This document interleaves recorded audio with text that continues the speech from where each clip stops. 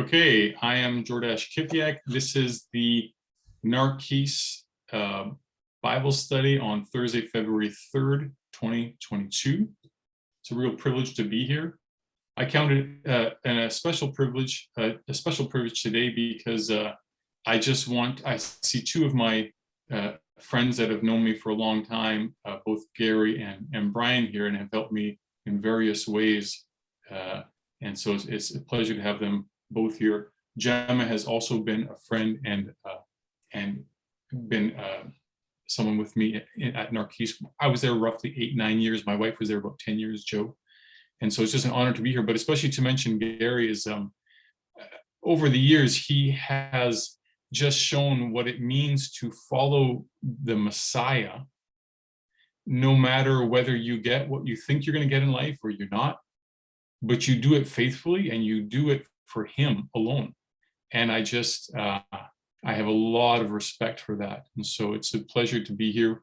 Gary's the one of two pastors at Narkis Street with Danny Call. All of y'all know that, but if other people come and watch this later, and that's just some context there. I'm going to say a prayer.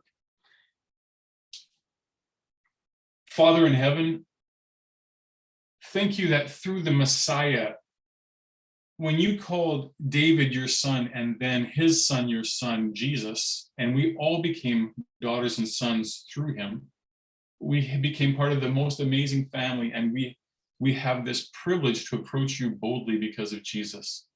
And to be faithful to you, we want to obey you. We want to obey every word that you say because it is gold and pure and honey to us. It says, by God's word, the entire, all of the heavens were created, and all of their hosts by the breath of his mouth. And Father, we trust that your words will endure for all generations and generations after generations, because you created everything and you get it. And that's why we come to you today to learn from you, from your son Jesus, from the Messiah, the ineffable brilliance of the Messiah Jesus. Open our minds and our hearts today to understand his words better, and to hear and to do. And that's what we will do. In Jesus' name, amen. Okay, we're moving along in the study in the Gospel of Luke.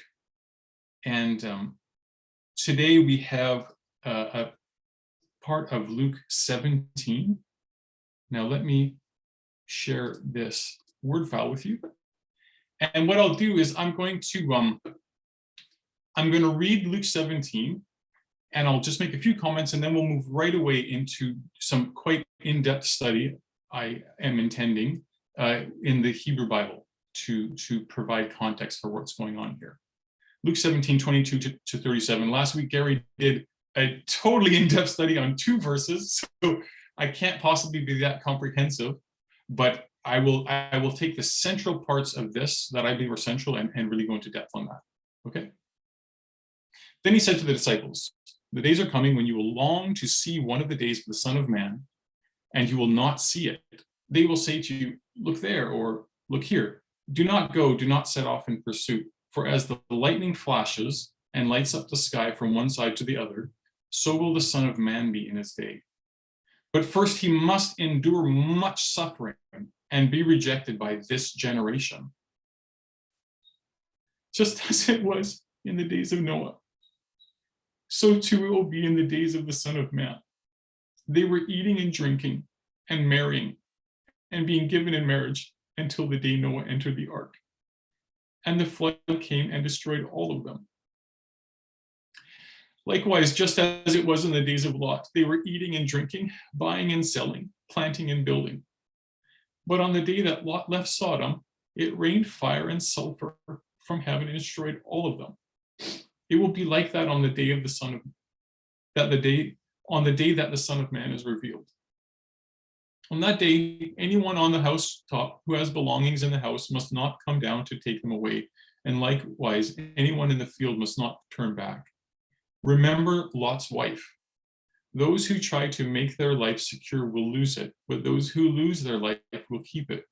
I tell you, on that night, there will be two in one bed. One will be taken and the other left. There will be two women grinding meal together. One will be taken and the other left.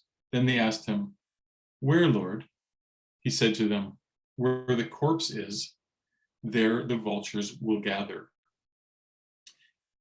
We're in chapter 17. Jesus is on his way to Jerusalem. He has already predicted in chapter 9 that he is about to suffer when he gets to Jerusalem. This is his second prediction, and his third one will come in just the next chapter.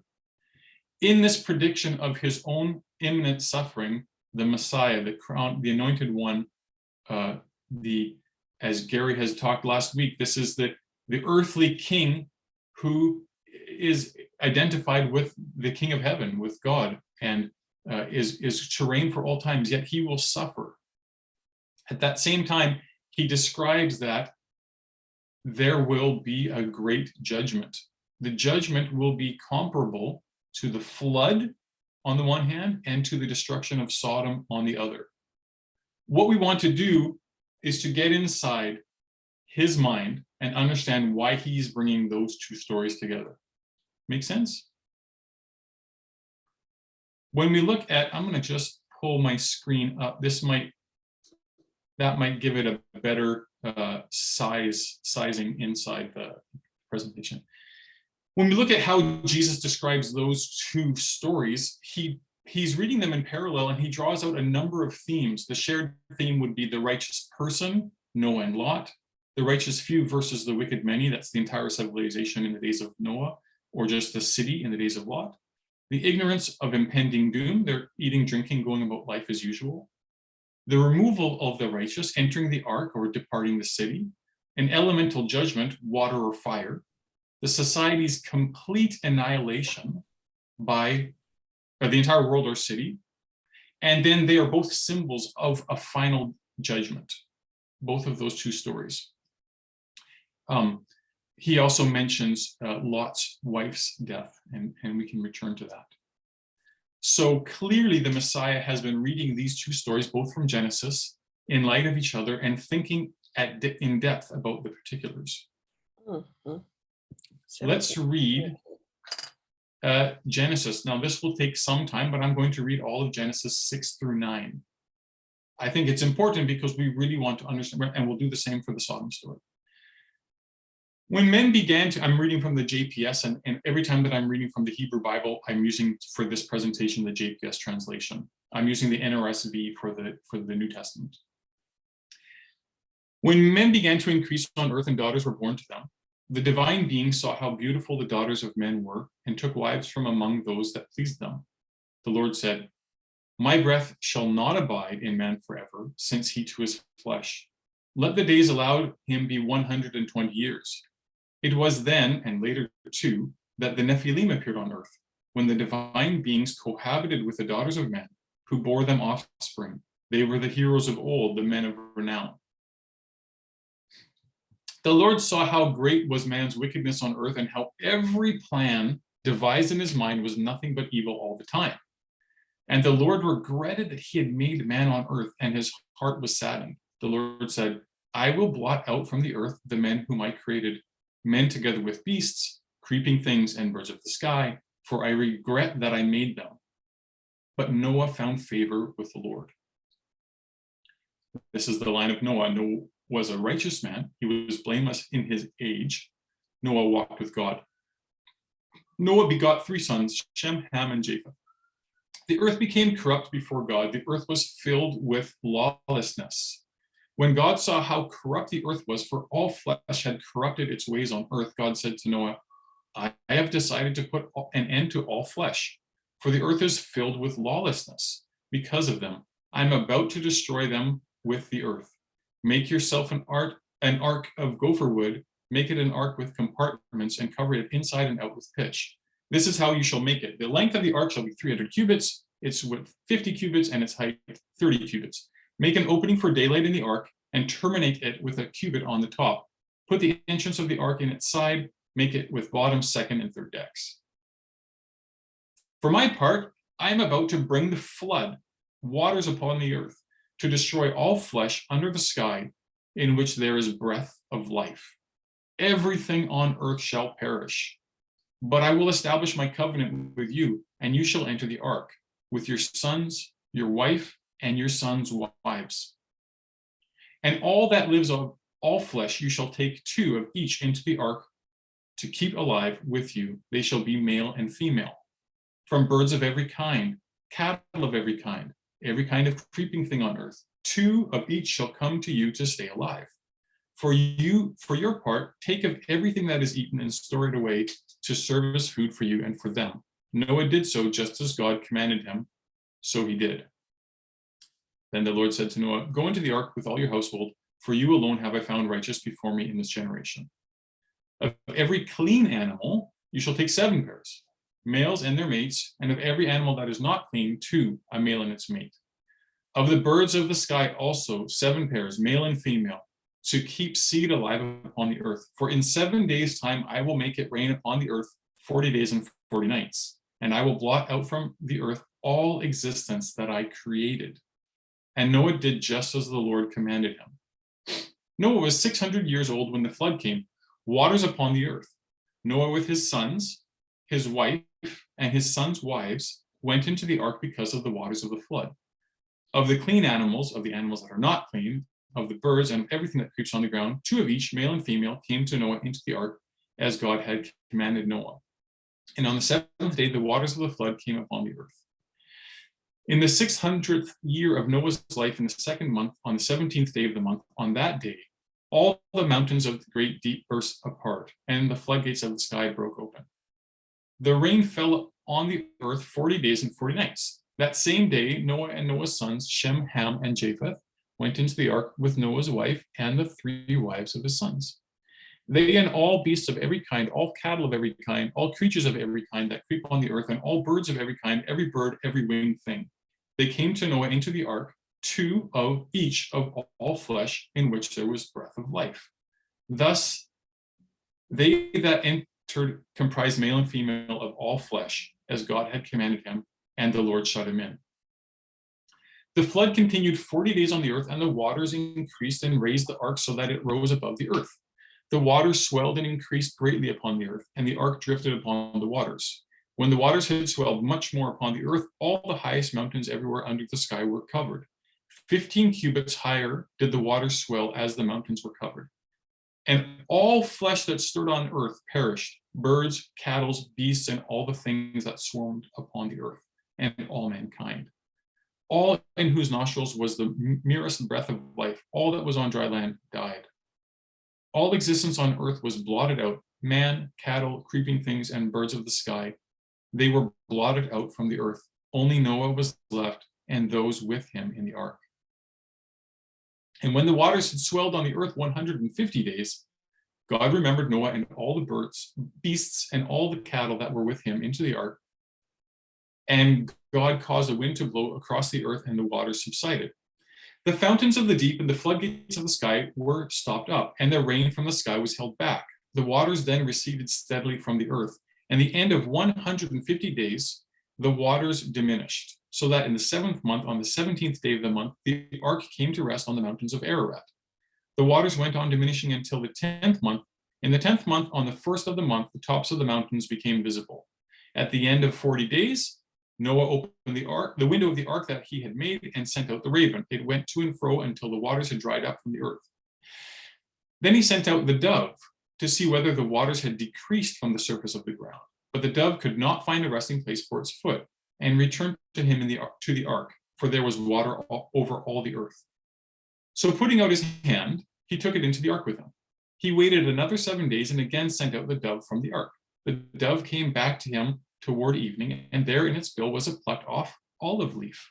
Then Noah knew that the waters had decreased on the earth. He waited still another 7 days and sent the dove forth, and it did not return to him anymore. In the 601st year, in the 1st month, on the 1st of the month, the waters began to dry from the earth. And when Noah removed the covering of the ark, he saw that the surface of the ground was drying. And in the 2nd month, on the 27th day of the month, the earth was dry. God spoke to Noah, saying, "Come out of the ark, together with your wife your sons, and your sons' wives. Bring out with you every living thing of all flesh that is with you, birds, animals, and everything that creeps on earth, and let them swarm on the earth and be fertile and increase on earth. So Noah came out together with his sons, his wife, and his sons' wives. Every animal, every creeping thing, and every bird, everything that stirs on earth came out of the ark by families. Then Noah built an altar to the Lord, and taking of every clean animal, of every clean bird, he offered burnt offerings on the altar. The Lord smelled the pleasing odor, and the Lord said to himself, never again will I doom the earth because of man, since the devisings of man's mind are evil from his youth. Nor will I ever again destroy every living being as I have done. So long as the earth endures, seed time and harvest, cloud and heat, summer and winter, day and night shall not cease. God blessed Noah and his sons and said to them, be fertile and increase and fill the earth. The fear and the dread of you shall be upon all the beasts of the earth and upon all the birds of the sky, everything with which the earth is astir, and upon all the fish of the sea they are given into your hand. Every creature that lives shall be yours to eat. As with the green grasses, I give you all of these. You must not, however, eat flesh with its lifeblood in it. But for your own lifeblood, I will require reckoning. I will require it of every beast. Of man, too, will I require a reckoning for human life, of every man for that of his fellow man. Whoever sheds the blood of man, by man shall his blood be shed, for in his image did God make man. Be fertile then and increase. Abound on the earth and increase on it. And God said to Noah and to his sons with him, I now establish my covenant with you and your offspring to come, and with every living thing that is with you, birds, cattle, and every wild beast as well. All that have come out of the ark, every living thing on earth, I will maintain my covenant with you. Never again shall all flesh be cut off by the waters of a flood, and never again shall there be a flood to destroy the earth. God further said, this is the sign that I set for the covenant between me and you and every living creature with you for all ages to come. I have set my bow in the clouds, and it shall serve as a sign of the covenant between me and the earth. When I bring clouds over the earth, and the bow appears in the clouds, I will remember my covenant between me and you and every living creature among all flesh, so that the water shall never again become a flood to destroy all flesh. When the bow is in the clouds, I will see it and remember the everlasting covenant between God and all living creatures, all flesh that is on the earth. That, God said to Noah, shall be the sign of the covenant that I have established between me and all flesh that is on the earth.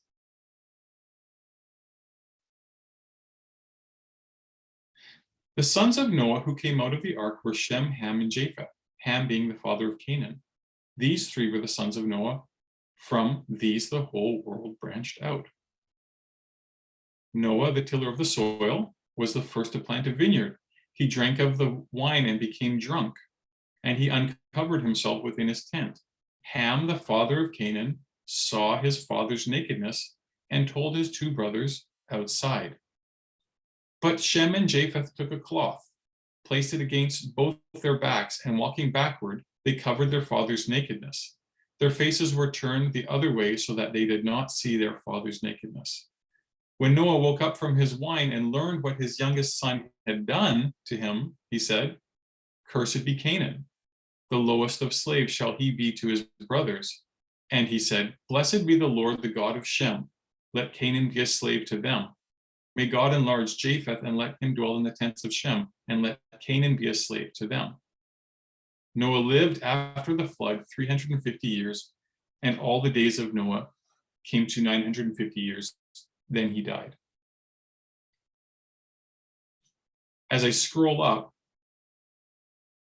to the points that Jesus mentioned, there was a righteous person, righteous few versus the wicked many, ignorance of the impending doom, removal of the righteous, elemental judgment, society's complete annihilation, and symbols of that, and the flood functions as a symbol of a final judgment. Clearly, the sins in Jesus' mind of the age of the flood were grievous, but he doesn't articulate what they were. He doesn't seem in need to. They're in the text. They were violence, right? Everyone there was filled with violence, and also there was angel human sexuality. So sexuality that breaks the bounds of nature. And as we see throughout the narrative of the flood, there's a constant repetition on human to human sexuality in its appropriate bounds, which is each man with his woman, each woman with his man, with her man. And it is a very important, the biblical style is quite laconic. It doesn't give a lot of details. So when it does give repeated details and details that are repeated many times, you realize that's something that's at stake here. And it's very important how many times 2 by 2, male and female, etc. There's such a strong emphasis in the Genesis story about monogamy, which you don't see as the rule in the ancient Near East. So it is monogamous. There are 8 people that come out. There are 4 monogamous couples and family. And of course, also that they are men and women. That point is highlighted by the story we read that comes immediately upon the heels of the flood, which is where Ham does something inappropriate to his father. I will just really quickly here, he sees his father's nakedness, right? That's verse 22. Vayal Ham avi Canaan et ervat aviv vayaged lishnei ehav bachutz. So to see someone's nakedness is not a frequently used technical term, but it is a technical term in Leviticus 20 for sexual immorality. And the other thing that's here is it says Noah got drunk and he uncovered himself. Where was that? Vayit gal b'toch oholo. That the root of that verb vayit gal, gimel lamed he, occurs very, very frequently with the term erva in Leviticus 18, which is a list of sexual prohibitions. This seems to be a euphemism. Why is a euphemism being used for something that Ham does that's inappropriate to Noah? Is it just voyeurism? Is it just sexual voyeurism, or is there something more going on? There's very probably something more going on, and the text is being laconic about, or the text is being euphemistic about it because it's so difficult to say in actual words. There's both non-consensual sexuality, there's incest, and it's same-sex sexuality. And it's sort of the inversion of everything that God was just trying to preserve by taking 8 people and preserving them. That's what gets overturned here. And you end up with a kind of second fall. And just like there's a curse after the first fall, you now have a second curse. Noah cannot curse his son because God just blessed him. He blessed his 3 sons. So he curses his son's son, Canaan. And it could also be that because Ham sinned with his seed, that Ham's seed becomes cursed. And in this case, it's one of his seeds, which is Canaan. So we see that violence and inappropriate sexuality led to the flood, and they were meant to be a remedial solution was meant to be found through the judgment and the salvation of a few people. The second story that Jesus cited from was the destruction of Sodom, and I'm going to read, the Sodom story is much longer. It begins in chapter 13 of Genesis, but I'm going to read just chapters 18 and 19. The Lord appeared to him by the terebinths of Mamre. He was sitting at the entrance of the tent as the day grew hot. Looking up, he saw 3 men standing near him. As soon as he saw them, he ran from the entrance of the tent to greet them, and bowing to the ground, he said, "My lords, if it please you, do not go on past your servant. Let a little water be brought. Bathe your feet and recline under the tree, and let me fetch a morsel of bread that you may refresh yourselves. Then go on, seeing that you have come your servant's way." They replied, "Do as you have said." Abraham hastened into the tent to Sarah and said, "Quick, 3 seahs of choice flour, knead and make cakes." Then Abraham ran to the herd, took a calf, tender and choice, and gave it to the servant boy, who hastened to prepare it. He took curds and milk and the calf that had been prepared and set these before them, and he waited on them under the tree as they ate. They said to him, "Where is your wife Sarah?" And he replied, "There in the tent." Then one said, "I will return you next year, and your wife Sarah shall have a son." Sarah was listening at the entrance of the tent, which was behind him. Now Abraham and Sarah were old, advanced in years. Sarah had stopped having the periods of women. And Sarah laughed to herself, saying, now that I am withered, am I to have enjoyment with my husband so old?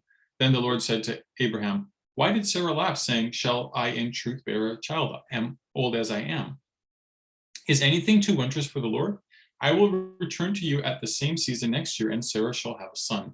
Sarah lied, saying, I did not laugh, for she was afraid. But he replied, you did laugh. The men set out from there and looked down towards Sodom, Abraham walking with them to see them off. Now the Lord had said, shall I hide from Abraham what I'm about to do, since Abraham is to become a great and populous nation, and all the nations of the earth are to bless themselves by him? For I have singled him out that he may instruct his children and his posterity to keep the way of the Lord by doing what is just and right, in order that the Lord may bring about for Abraham what he has promised him. Then the Lord said, the outrage of Sodom and Gomorrah is so great, and their sin so grave. I will go down to see whether they have acted altogether according to the outcry that has reached me. If not, I will take note. The men went on from there to Sodom, while Abraham remained standing before the Lord. Abraham came forward and said, will you sweep away the innocent along with the guilty? What if there should be 50 innocent within the city? Will you then wipe out the place and not give it for the sake of the innocent 50 who were in it? Far be it from you to do such a thing, to bring death upon the innocent as well as the guilty, so that innocent and guilty are fair alike. Far be it from you, shall not the judge of all the earth deal justly? And the Lord answered, if I find within the city of Sodom 50 innocent ones, I will forgive the whole place for their sake. Abraham spoke up, saying, here I venture to speak to my Lord, I who am but dust and ashes. What if the 50 innocent should lack 5? Will you destroy the whole city for want of the 5? And he answered, I will not destroy if I find 45 there. But he spoke to him again and said, what if 40 should be found there? And he answered, I will not do it for the sake of the 40. And he said, let not my Lord be angry if I go on. What if 30 should be found there? And he answered, I will not do it if I find 30 there. And he said, I venture again to speak to my Lord. What if 20 should be found there? And he answered, I will not destroy for the sake of the 20. And he said, let not my Lord be angry if I speak but this last time. What if 10 should be found there? And he answered, I will not destroy for the sake of the 10. When the Lord had finished speaking to Abraham, he departed, and Abraham returned to his place. The 2 angels arrived in Sodom in the evening as Lot was sitting in the gate of Sodom. When Lot saw them, he rose to his feet and, bowing low with his face to the ground, he said, please, my lords, turn aside to your servant's house to spend the night and bathe your feet. Then you may be on your way early. But they said, no, we will spend the night in the square. But he urged them strongly, so they turned his way and entered his house. He prepared a feast for them and baked unleavened bread, and they ate. They had not yet lain down, when the townspeople, the men of Sodom, young and old, all the people to the last man, gathered about the house. And they shouted to Lot and said to him, where are the men who came to you tonight? Bring them out to us that we may be intimate with them. So Lot went out to them to the entrance, shut the door behind him, and said, I beg you, my friends, do not commit such a wrong. Look, I have 2 daughters who have not known a man. Let me bring them out to you, and you may do with them as you please. Or it could say, shall I bring them out to you that you may do with them as you please? As a sarcastic comment. But do not do anything to these men, since they have come under the shelter of my roof. But they said, stand back. The fellow, they said, came here as an alien, and already he acts the ruler. Now we will deal worse with you than with them. And they pressed hard against the person of Lot and moved forward to break the door. But the men stretched out their hands and pulled Lot into the house with them and shut the door. And the people who were at the entrance of the house, young and old, they struck with blinding light so that they were helpless to find the entrance. Then the men said to Lot, whom else have you here? Sons-in-law, your sons and daughters, or anyone else that you have in the city? Bring them out of the place. For we are about to destroy this place, because the outcry against them before the Lord has become so great that the Lord has sent us to destroy it. So Lot went out and spoke to his sons-in-law. Don't forget, they're out in this crowd because every man of the entire city, from the youngest to the old, was in this crowd. So Lot went out and spoke to his sons-in-law who had married his daughters and said, "Up, get out of this place, for the Lord is about to destroy the city." But he seemed to his sons-in-law as one who jests.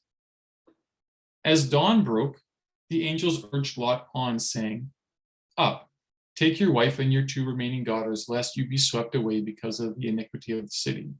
Still he delayed. So the men seized his hand and the hands of his wife and his 2 daughters, in the Lord's mercy on him, and brought him out and left him outside the city. When they had brought them outside, one said, "Flee for your life. Do not look behind, nor stop anywhere in the plain. Flee to the hills, lest you be swept away." But Lot said to them, "Oh no, my lord, you have been so gracious to your servant and have already shown me so much kindness in order to save my life. But I cannot flee to the hills, lest the disaster overtake me and I die. Look, that town there is near enough to flee to. It is such a little place. Let me flee there. It is such a little place, and let my life be saved." He replied, "Very well, I will grant you this favor too, and I will not annihilate the town of which you have spoken. Hurry, flee there, for I cannot do anything until you arrive there." Hence the town came to be called Zoar. And the sun rose upon the earth, and Lot entered Zoar. The Lot rained upon Sodom and Gomorrah sulfurous fire from the Lord out of heaven. He annihilated those cities and the entire plain, and all the inhabitants of the cities and the vegetation of the ground. Lot's wife looked back, and she thereupon turned into a pillar of salt. Next morning, Abraham hurried to the place where he had stood before the Lord, and looking down towards Sodom and Gomorrah and all the land of the plain, he saw the smoke of the land rising like the smoke of a kiln. Thus it was that, when God destroyed the cities of the plain and annihilated the cities where Lot dwelt, God was mindful of Abraham and removed Lot from the midst of the upheaval. Lot went up from Zoar and settled in the hill country with his 2 daughters, for he was afraid to dwell in Zoar. And he and his 2 daughters lived in a cave. And the older one said to the younger, "Our father is old, and there is not a man on earth to consort with us in the way of all the world. Come, let us make our father drink wine, and let us lie with him, that we may maintain life through our father." That night they made their father drink wine, and the older one went in and lay with her father. He did not know when she lay down or when she rose. The next day the older one said to the younger, "See, I lay with father last night. Let us make him drink wine tonight also, and you go and lie with him, and we may maintain life through our father." That night also they made their father drink wine, and the younger one went and lay with him. And he did not know when she lay down or when she rose. Thus the 2 daughters of Lot came to be with child by their father. The older one bore a son and named him Moab. He is the father of the Moabites of today. And the younger also bore a son, and she called him Ben-Ami. He is the father of the Ammonites of today. In this story, we see, if we want to understand what is it that, how bad do things get? Jesus is talking about himself being rejected. He is the Lord's anointed, and he gets rejected in his generation.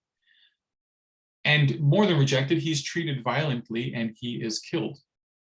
What is it in these stories that he sees as a precedent, or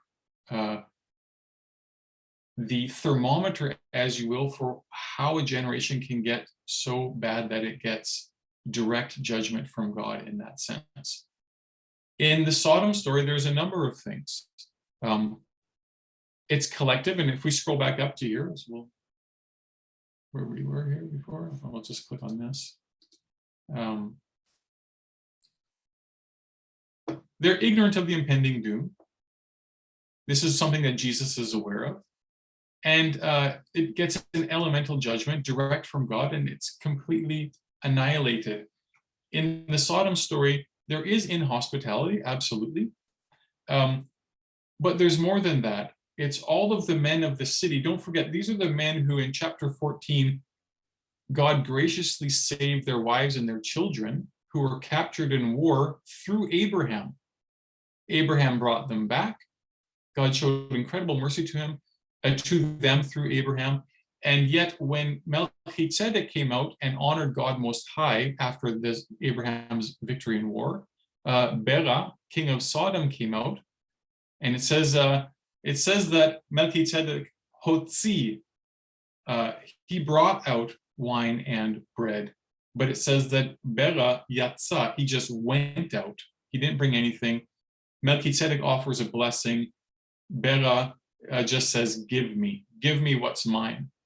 And so there's a lot of ungratefulness and just disdain for God Most High.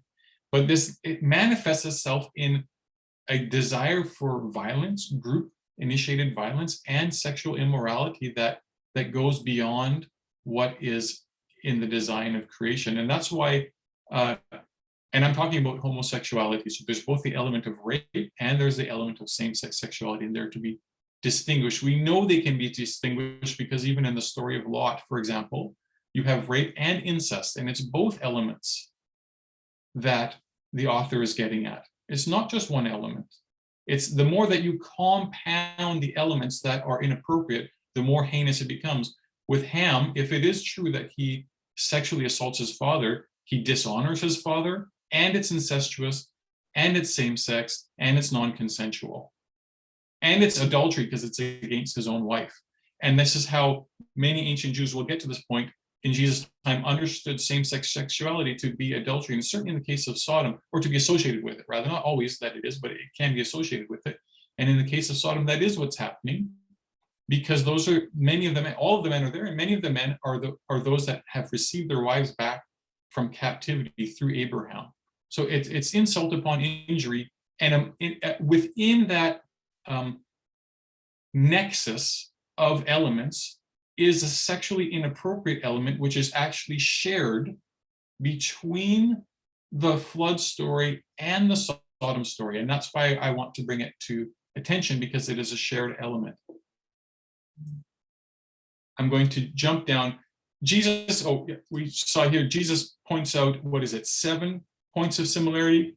It's a short part of his speech. I'm sure if you asked him more questions, he would be able to point to more elements of parallelisms between the two stories.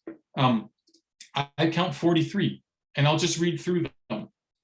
This is between the flood and Sodom's demise. At a basic level, each story's plot pertains to righteousness and wickedness in humanity. The point of a righteous remnant is made explicit. Otherwise, emphasis is laid on all inhabitants being wicked. The extreme wickedness of the civilization is explicitly underscored. In particular, sexual deviance and violence are rife. The sexual immorality in terms of quality is extreme, breaking even the natural order of creation. In the one case, it's angel-human. In the other case, it's male to male. God sees the wickedness. God announces his intent to destroy the wicked. The severest degree of punishment is conceived, judgment which is meted out directly by God without human agents. Particular language for destroy, verbs from the root shin het taf, is repeatedly employed.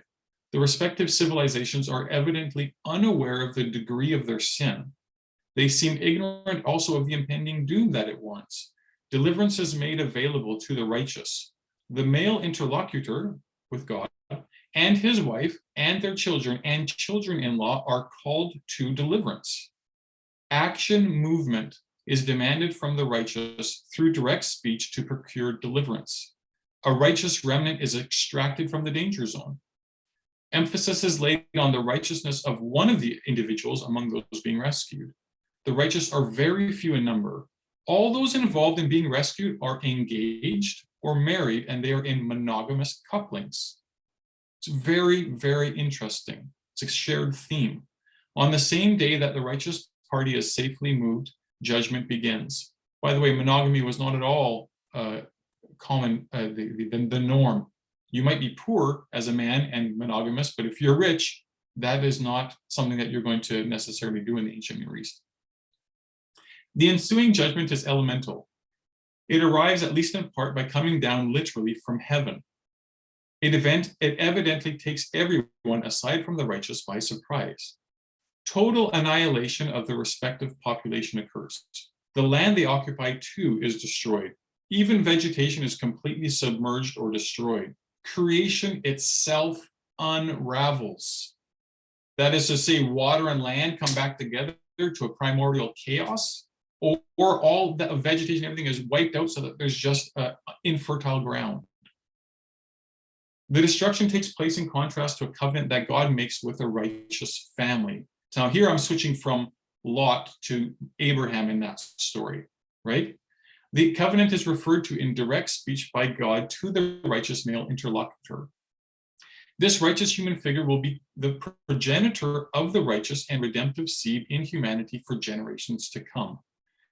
Ethical instructions on God's ways are given to the covenantal family, which are to be taught to future generations in order to avoid any further judgment like that, or even comparable to it. Instructions are so key to teach the next generation. Following the catastrophic events, there is nevertheless sexual deviance among the survivors. It is non-consensual. It is of an incestuous hue. The children are the culprits. It involves the father. The father is dishonored. He gets drunk. In fact, he is completely unaware. The heinous deed results in severe problems. Notably, wicked nations are descendants of the offending parties. I'm going to pause before I get to the last 2 points. The other thing to note is that the story of Lot is even worse than the story of Noah, because at least in the case of the story of Noah, 4 monogamous couples come out. In the story of Lot, there ought to have been 3 monogamous couples that made it out, but the 2 sons-in-law say they won't do it. They think it's a joke. Lot's own wife dies because she disobeys a direct command at this moment of salvation. And whereas in the story of Noah, one of the sons sins against his father and the other 2 stand for righteousness, in Lot's story, both of the children put in their efforts together to collaboratively do evil against their father. So it really, really does not go well in the Sodom story. It's like the evil of Sodom has spilled over even into the righteous who are being saved, and none of those monogamous couples survive in that way. There still are descendant families from them, but not at all as it should have been. The picture of righteousness, so crucial to the deliverance of the remnant earlier, has now been marred. Humanity bears its ongoing stain, a stain that is portrayed particularly as being of a sexual nature.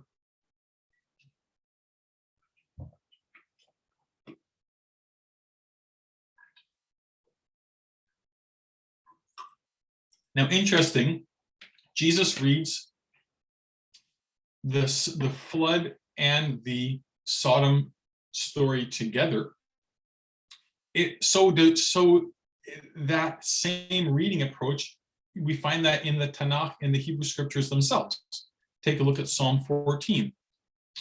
For the leader of David, the benighted man thinks God does not care, or there is no God. Man's deeds are corrupt and loathsome. No one does good. The Lord looks down from heaven on mankind to find a man of understanding, a man mindful of God. All have turned bad, altogether foul. There is none who does good, not even one. Are they so witless? All those evildoers who devour my people as they devour food and do not invoke the Lord. There they will be seized with fright, for God is present in the circle of the righteous. You may set at naught the counsel of the lowly, but the Lord is his refuge. Oh, that the deliverance of Israel might come from Zion. When the Lord restores the fortunes of his people, Jacob will exult, Israel will rejoice. Here the psalmist is speaking of Israel and of deliverance, the persecution of the righteous, the few righteous by the wicked many, but he's using as his template the stories of the flood and the Sodom's demise. How we know this is the pervasiveness of wickedness. All of humanity is going to get wiped out. God looks. That's in both stories. That's a common theme, that God looks and observes the sin. And then there is a demise that follows. And I don't have time to go into more detail to argue that, but give me your feedback in the Q&A if you have questions on that.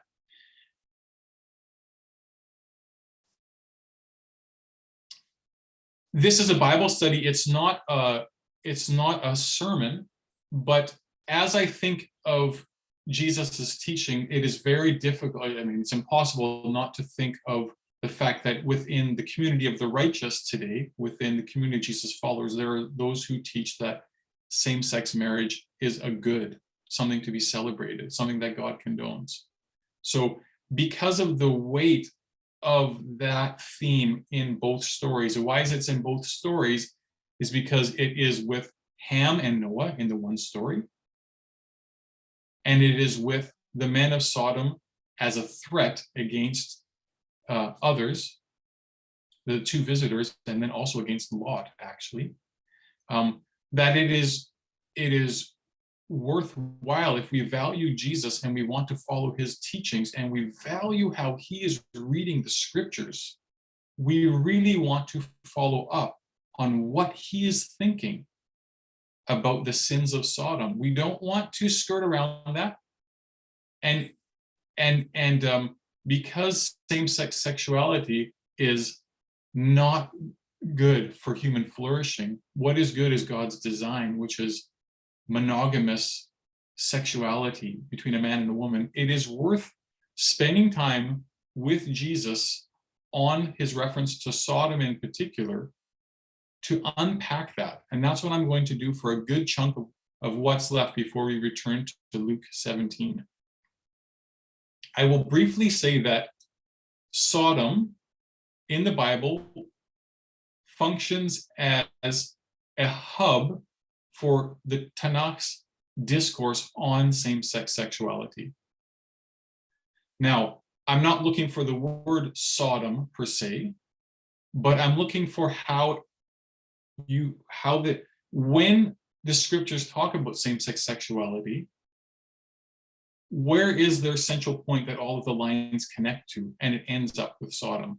We've looked at Genesis 9 and we see how those are connected, but there's other connections between Genesis 9 is a story of Noah and Ham. There's other connections that we didn't mention. One is this: Canaan gets cursed, and it's in the land of Canaan that Sodom and Gomorrah are, or in that general vicinity.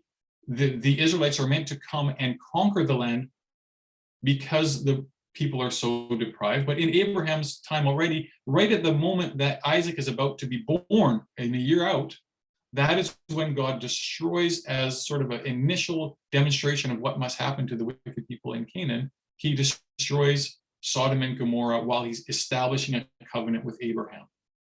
That's not to say that the only sin, of course not, the only sin is not same-sex sexuality, but it's this situation in which where same-sex sexuality flourishes and is celebrated and is widespread and is not questioned and is accepted. That is the context where civilization has gotten to the worst point it can get. That's what the Torah is teaching us. That's what Jesus is, I'm arguing, is understanding. But that connection between Genesis 9 and Sodom is that Ham is in fact the progenitor.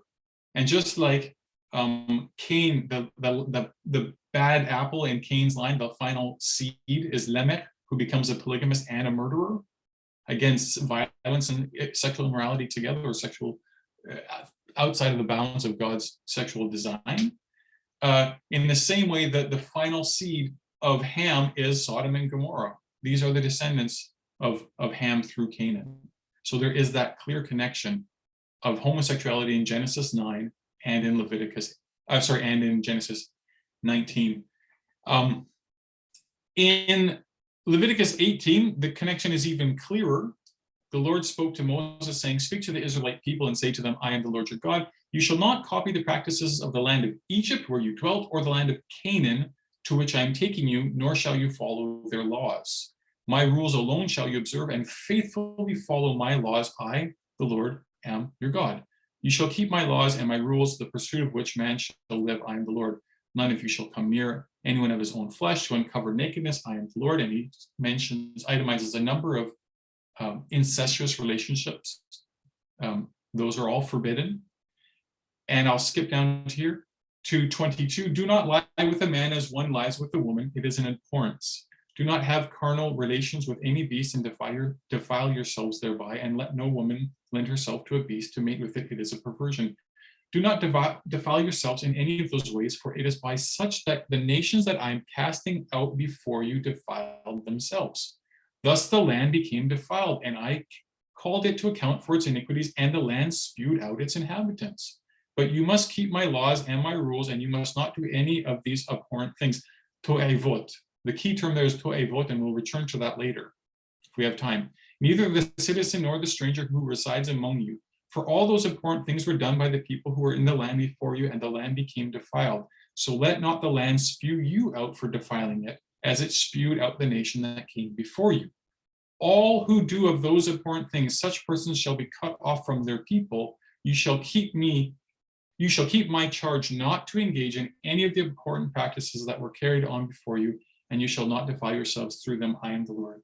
I, the Lord, am your God. The key point for our purposes here is that the paradigm of wickedness resulting in being spewed out in the land of Canaan is Sodom and Gomorrah, because you don't even have humans involved. It's God directly meting out that judgment, and it's total. And it's an inversion of creation. Creation melts in upon itself. It can't stand under the weight of how nature has been, the laws of nature have been acted against. So creation itself falls in upon itself. And this is the warning to God's people. God's people are to be holy. God's people must not do like the pagans do. If we do, it will not fare well for us, because God's ways are pure and God wants us to have life. Moses says, I choose life or death. I'm giving you life. And life is in faithful monogamous relationships. So Sodom, again, is the hub here for discourse on same-sex sexuality. Now, of course, in Leviticus 18, same-sex sexuality is not the only sexual deviance, right? It's one of a whole numbers. But what I'm saying is, where homosexuality does appear in the Tanakh, it's linked back to Sodom. That's just how it goes. That it functions as a hub for that discourse. Same with Leviticus 20, which is related to Leviticus 18. It's another list of sexual immoral practice, and I'll just read the one line here. Oh, sorry, my Hebrew, I don't know what I did. I copied the wrong part at the beginning there. If a man lies with a male as one lies with a woman, the two of them shall have done an abhorrent thing. They shall be put to death. Their blood guilt is upon them. There are a variety of sexual immoral expressions that receive the death penalty. The homosexuality is not the only one, but it is among those. Judges 19 to 20 is another story in which the theme of homosexuality comes up, and it's linked to Sodom. That's my argument here, is that Sodom functions as this hub for discourse on same-sex sexuality. You may well know the story. There's a man and his concubine. They're visitors. They come to Gibeah and among the Benjamites.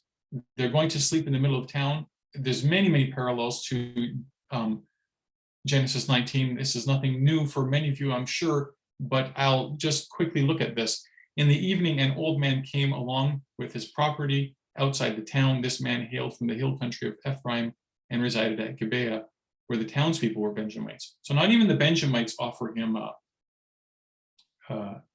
a place to stay. It's also a foreigner there.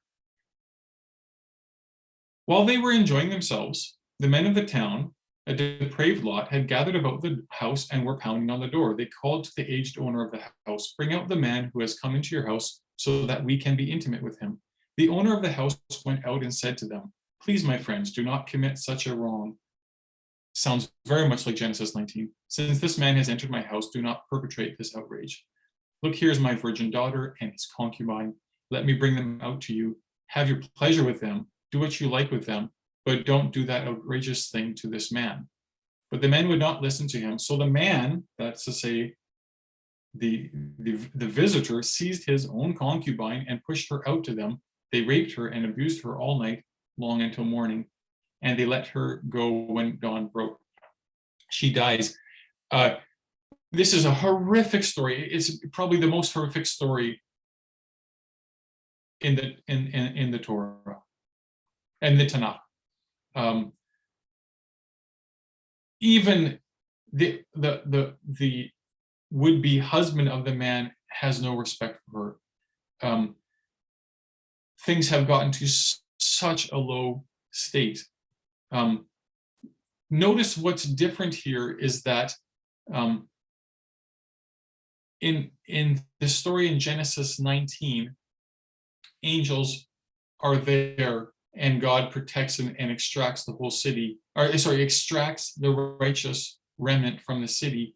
Here, those who are being attacked themselves, their morals are so low. I mentioned in Genesis 19 that it's possible to read that Lot is saying, as a sarcastically, satirically, "Oh, you want these visitors? Well, as if, like, why not even just take my daughters?"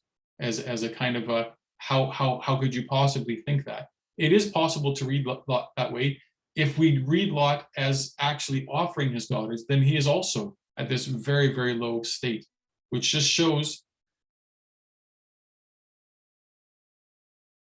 it shows how very low morality can get. And in the Genesis 19 story, even among God's people, and in the Genesis 19 story, it does say that Lot was saved because of Abraham. So I leave that there. But what we see here, which is even worse, is, of course, this helpless woman is totally abused and dies.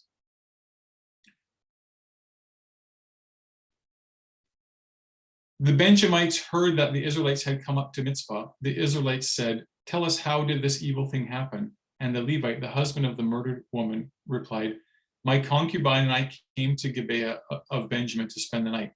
The citizens of Gibeah set out to harm me. They gathered against me around the house in the night. They meant to kill me, and they ravished my concubine until she died. So I took hold of my concubine and I cut her in pieces and sent them through every part of Israel's territory, for an outrageous act of depravity had been committed in Israel. Now you are all Israelites. Produce a plan of action here and now." Now, I have jumped ahead. There's aspects that I didn't say, but in his speech, this man describes some of the activity that's already taken place. Then all of the people rose as one man and declared, "We will not go back to our homes. We will not enter our houses.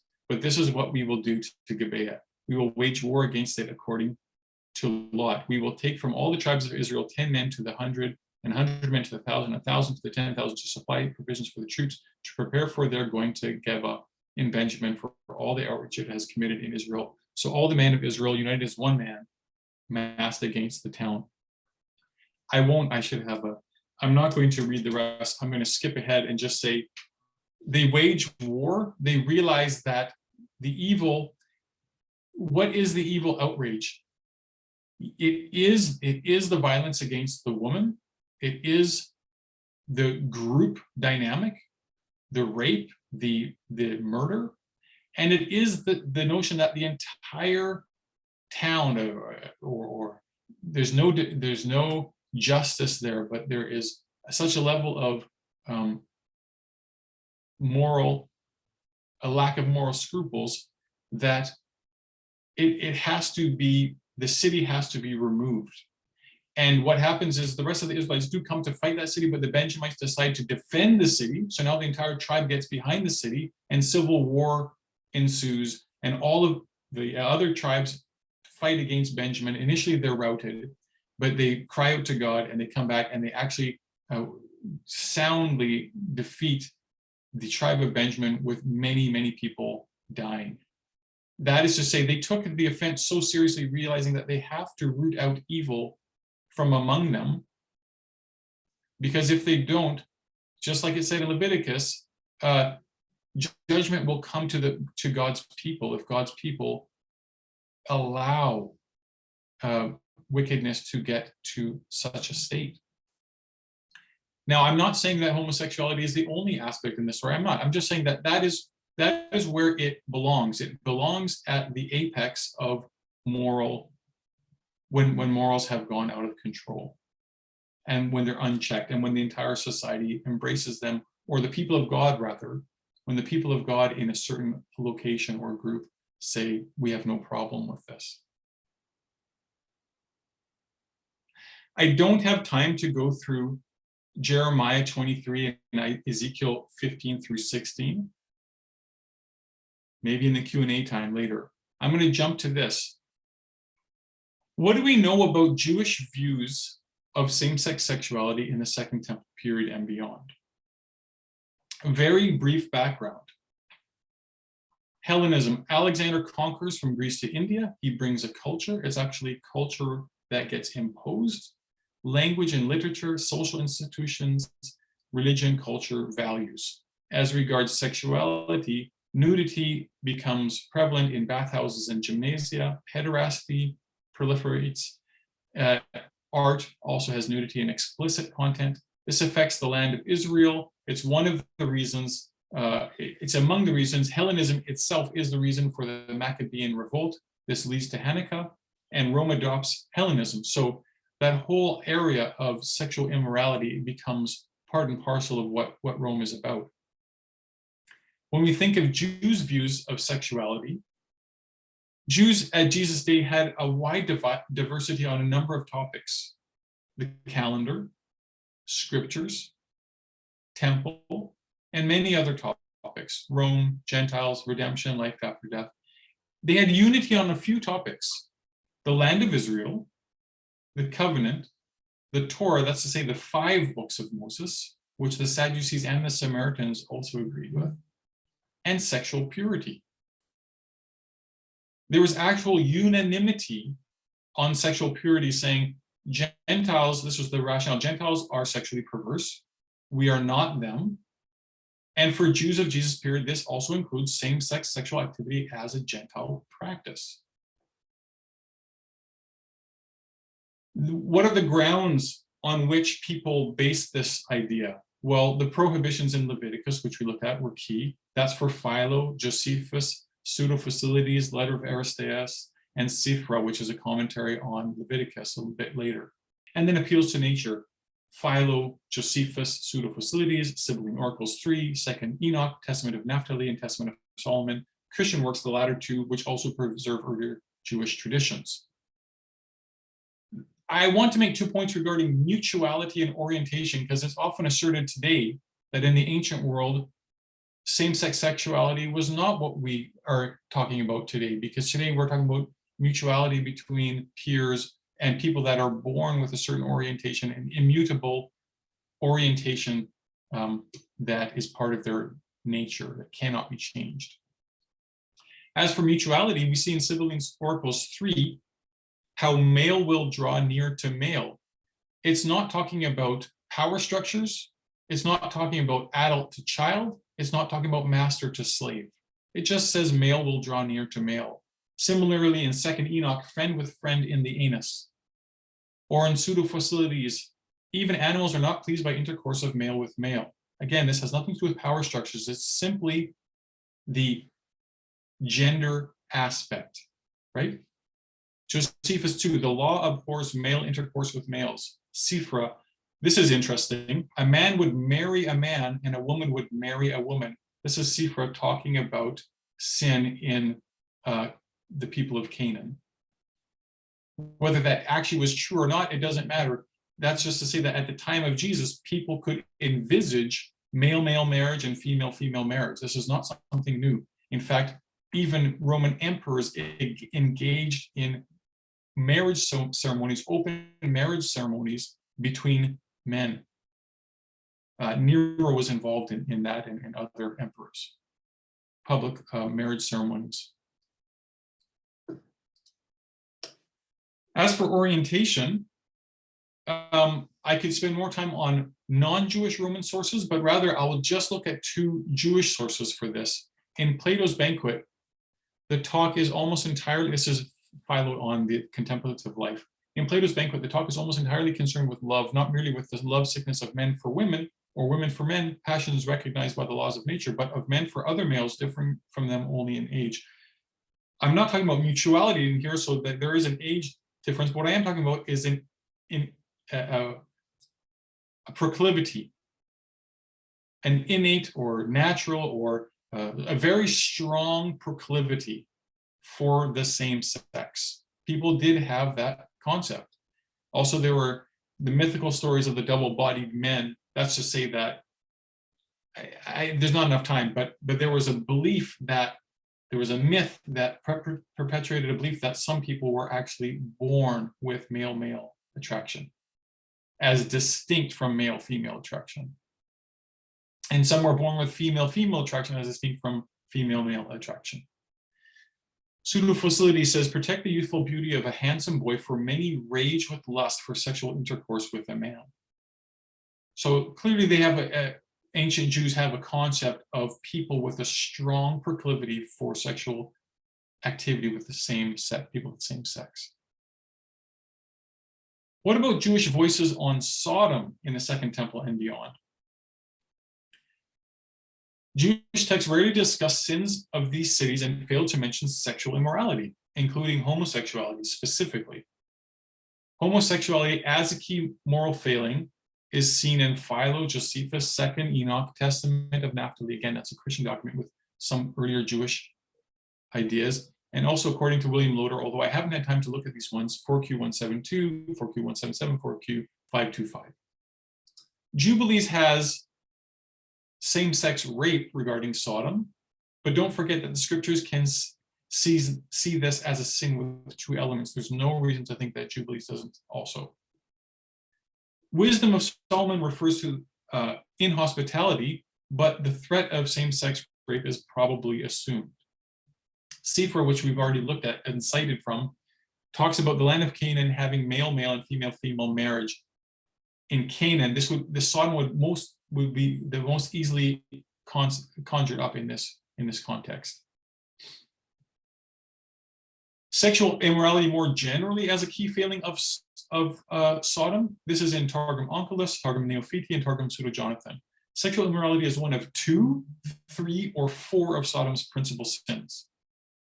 And once you say that it's sexual immorality, and because of the way it's described, there's no way to rule out homosexuality, and given Genesis 19, it would likely be one of the aspects of sexual immorality that they have in mind. That just would make sense. I just said that. Okay, male-to-male gang rape is discussed in Genesis for about, this is a later text, but for what it's worth. This text envisages Sodom's habitual homosexual gang rape of visitors. Nevertheless, there's an analogy that they use of adultery and abortion, which seems to distinguish between elements of inappropriate sexuality and violence. There are some texts that do not mention sexuality, but nevertheless, no ancient Jews claimed Sodom's sins were not sexual in nature, as some people seem to today. Nobody ever did that. In a few texts, Sodom and or its sins are briefly mentioned. 3 Maccabees, Sodom's pride and vices, Sirach, Sodom's arrogances. 4 Ezra, Sodom is just mentioned. That homosexuality was a principal vice of Sodom and manifestation of pride, autonomy, and arrogance against the Creator's laws in nature may still be assumed, even in these references. I don't see anything at all that speaks against that in the text that we have from the ancient world. But more than that, if you look at Jude, the brother of Jesus, or Judah is more what his name would best be translated as. Allow me to read the opening of his letter. What's interesting here is that both Jude and Peter bring the flood and Sodom stories together, just like their master and king, Jesus. Jude, a servant of Jesus Christ and brother of James. To those who are called, who are beloved in God the Father and kept safe for Jesus Christ. May mercy, peace, and love be yours in abundance. Beloved, while eagerly preparing to write to you about the salvation we share, I find it necessary to write and appeal to you to contend for the faith that was once for all entrusted to the saints. For certain intruders have stolen in among you, people who long ago were designated for this condemnation as ungodly, who pervert the grace of our God into licentiousness and deny our only Master and Lord Jesus Christ. Now I desire to remind you, though you are fully informed, that the Lord, who once for all saved a people out of the land of Egypt, afterward destroyed those who did not believe. And the angels who did not keep their own position, but left their proper dwelling, he has kept in eternal chains in deepest darkness for the judgment of the great day. Likewise, Sodom and Gomorrah and the surrounding cities, which, in the same manner as they indulged in sexual immorality and pursued unnatural lust, serve as an example for undergoing a punishment of eternal fire.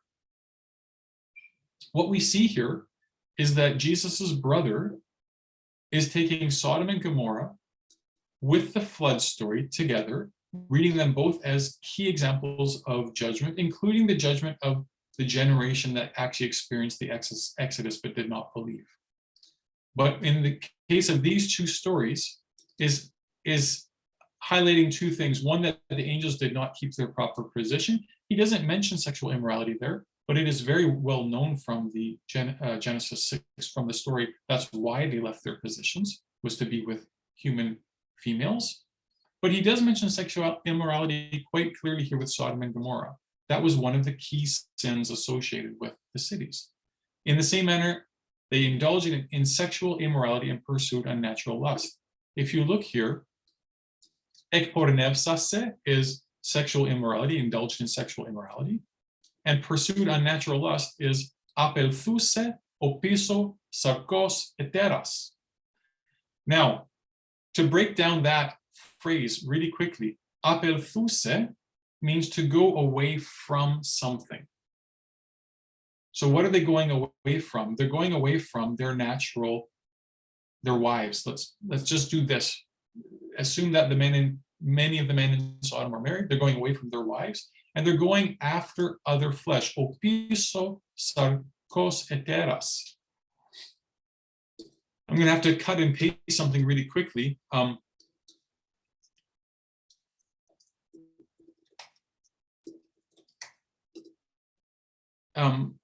I will look to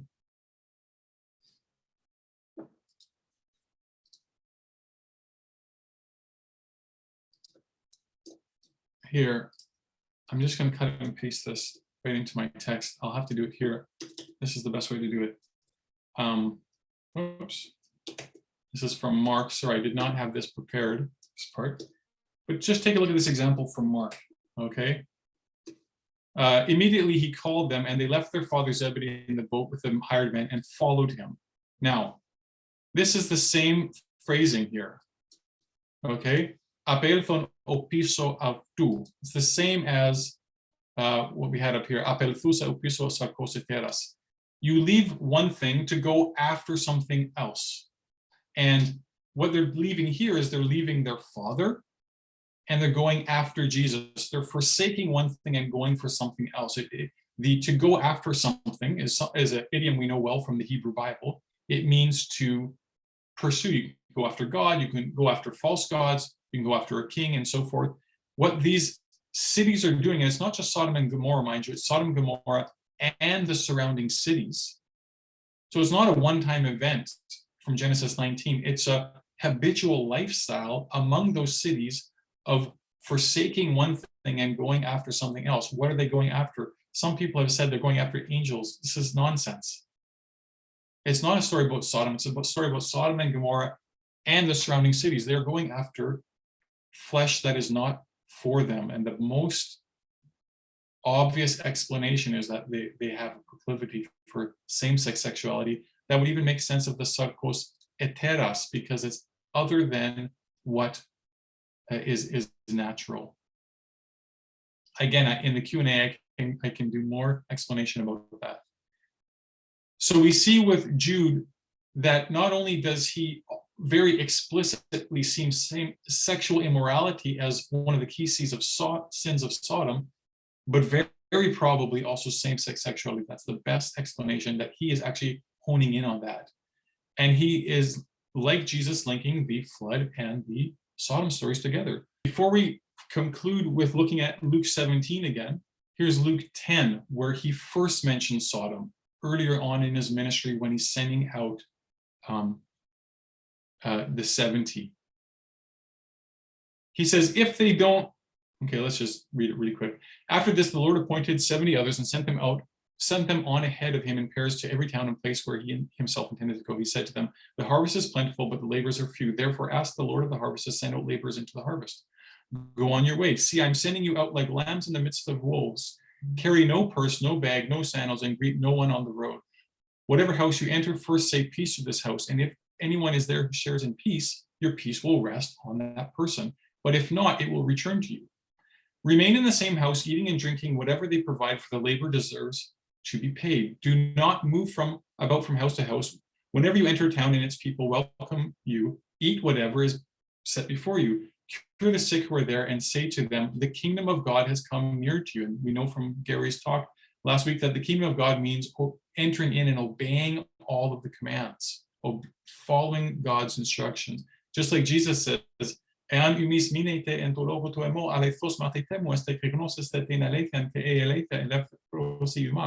if you remain in my word, then you will know the truth, and the truth will set you free. But we have to remain in Jesus' teaching. That is the only way to be free.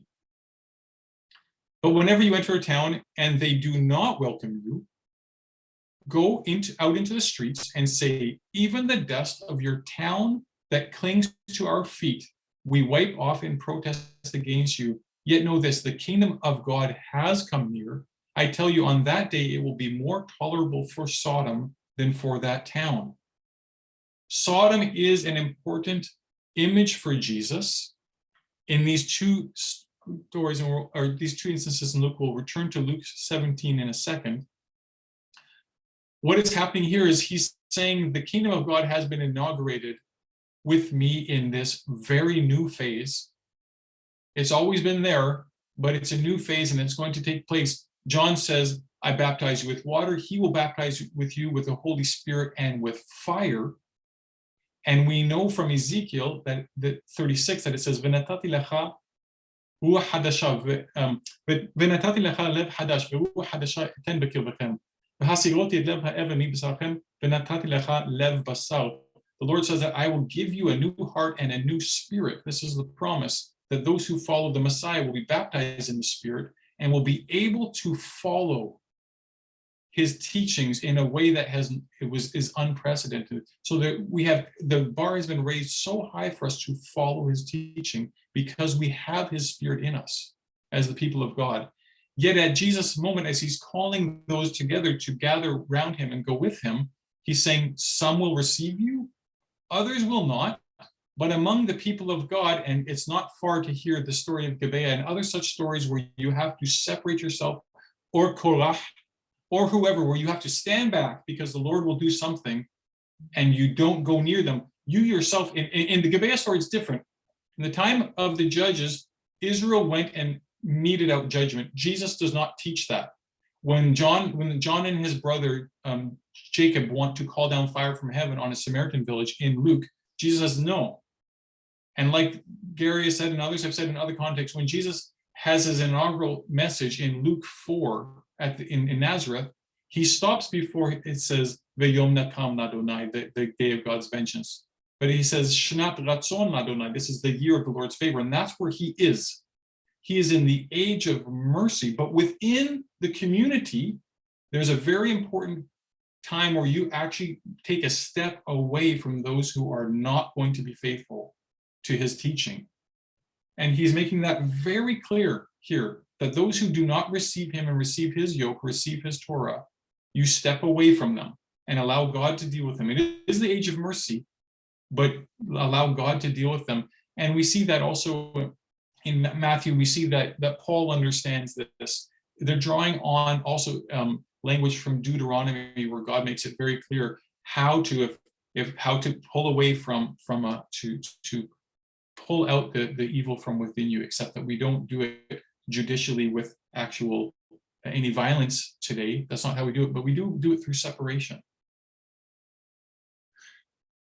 I'll return to Luke 17 and then we'll conclude. Thank you. You've been patient with me, and I know I've gone over it, but I really appreciate you taking the time. On a personal note, um, this is part of a book that I'm writing, and so you can imagine I have more material to share than I would like to try to get into one thing, and I don't know that I've done the best job with that. But also in Canada, this issue is quite important in Canadian churches, so it's quite dear to me and important to me, and also other places in the world. Then he said to his disciples, "The days are coming when you will long to see one of the days of the Son of Man, and you will not see it. They will say to you, 'Look there,' or 'Look here.' Do not go, and do not set off in pursuit. For as the lightning flashes and lights up the sky from one side to the other, so will the Son of Man be in his day." And we are still waiting for that second day when the Son of Man will come and all things will be made right. But first, he must endure much suffering and be rejected by this generation. Just as it was in the days of Noah, so too it will be in the days of the Son of Man.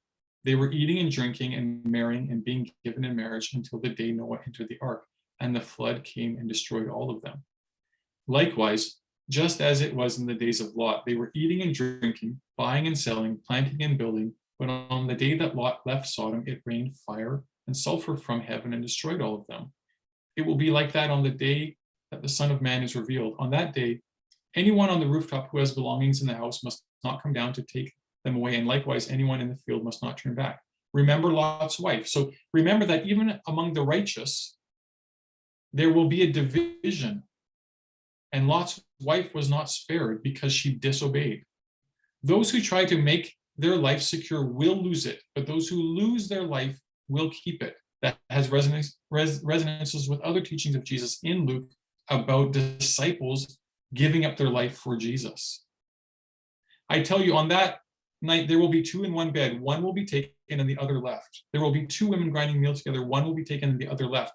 Then they said to him, "Where, Lord?" He said to them, "Where the corpse is, there the vultures will gather." Now, Jesus is speaking about a judgment also that will come after him. And there was a judgment because the Jerusalem was overcome by the Gentiles and the temple was totally destroyed. That did happen. But there's more to it than that. There's a principle that we can get for us today. Jesus said, "I didn't come to bring peace, but a sword." And he will bring divisions even within a family, like we see in Lot's family. That is to say, when we align ourselves with the Messiah out of true love, because we love the generation that we're in, we will speak the truth. We will teach God's Torah truly, along with the Messiah, and we will suffer the consequences. No servant is greater than his master. If they persecuted him, they will persecute also us within the church. But we must hold to the truth in the church, because God's design, he's a brilliant designer, absolutely fantastic, and we must stick to that because his ways are best, and creation will unravel if we don't. But humans will thrive, even if not in our generation, but in a generation out, if we continue to teach the Lord's way, especially the Lord's way around sexuality, that it is for a man and a woman in covenantal marriage and faithfulness under God. Thank you